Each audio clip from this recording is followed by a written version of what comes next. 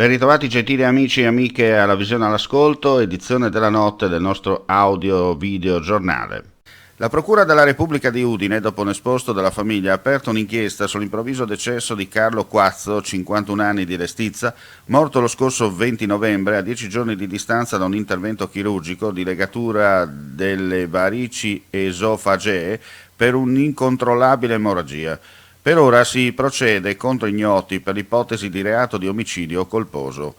Sono state sequestrate le cartelle cliniche ed è stata disposta la perizia autoptica per giovedì 3 dicembre al cimitero di San Vito di Udine, dove la salma è conservata in attesa di sepoltura.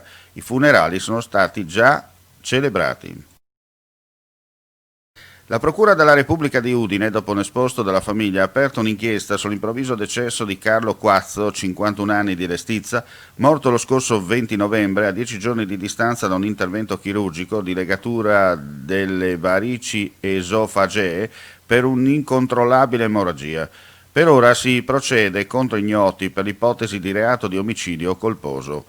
Sono state sequestrate le cartelle cliniche ed è stata disposta la perizia autoptica per giovedì 3 dicembre al cimitero di San Vito di Udine, dove la salma è conservata in attesa di sepoltura. I funerali sono stati già celebrati. Alla luce dell'interessamento del Consiglio regionale sul progetto di aggregazione nazionale che vede coinvolto anche il Consorzio Agrario del Friuli Venezia Giulia e della necessità di verificare la possibilità di collaborazioni a livello regionale, l'Agenzia di Cluster Agri-Food Friuli Venezia Giulia ha fatto una propria analisi degli elementi in campo. Lo scenario generale, secondo Agri-Food FVG, deve fare riferimento all'esigenza del settore agricolo regionale di poter contare su soggetti imprenditoriali di dimensioni sufficienti per erogare servizi alle imprese e sviluppare progetti di filiera. In tale contesto, ovviamente, vanno considerati con favore progetti industriali che portino a realtà solide e competitive.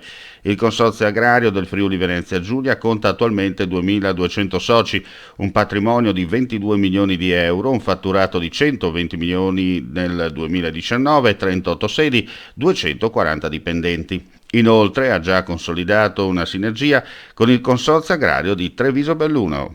Pagina sportiva, prima delle previsioni del tempo, ricordiamo che l'Udinese è impegnata domani alle 12.30 a Roma contro la Lazio e vi ricordo anche che dalle 15 potrete seguire un commento live all'interno del canale YouTube La Voce dei Laziali che sarà collegato con il nostro sito friulitv.net. Andiamo a leggere invece i risultati della Serie B, visto che il Pordenone oggi è stata a Corsara vincendo 2-0 a Pescara con le reti di Musiolic e Berra. Ma i risultati: giocata ieri a Verona, Lecce-Chievo 2-1, quelle odierne a Brescia, Frosinone-Brescia 2-1, Empoli Lanerossi Vicenza 2-2, a Pescara Pordenone Pescara 2-0, a Pisa Cittadella Pisa 4-1, Venezia Ascoli 2-1, Monza Regina 1-0.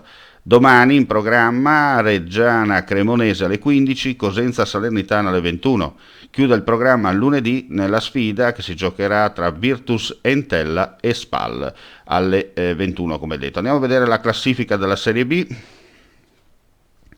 Quando siamo giunti alla nona giornata, Lecce ed Empoli in testa con 18 punti. Salernitana e Venezia 17, Frosinone 16, Spal 15, Cittadella e Chievo 14, Monza 13, Pordenone 12, Brescia 9, Cosenza 8, Lanerossi Vicenza, Reggiana, Pisa e Regina 7, Ascoli e Virtus Entella 5, Pescara 4, Cremonese 3. Andiamo a chiudere con il meteo, cielo in genere sereno poco nuvoloso con bora moderata in pianura, sostenuta sulla costa con qualche raffica più forte in serata. Nel Tarvisiano cielo nuvoloso per nebbia o nubi basse, temperature massime in netta diminuzione.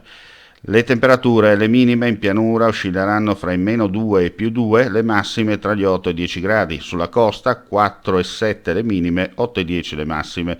Lo zero termico è segnalato a 2000 metri. Con questo è tutto, vi ringraziamo come sempre per la visione e l'ascolto, vi auguriamo buonanotte e buona domenica chiaramente. Il prossimo appuntamento in tarda mattinata per le ultimissime notizie.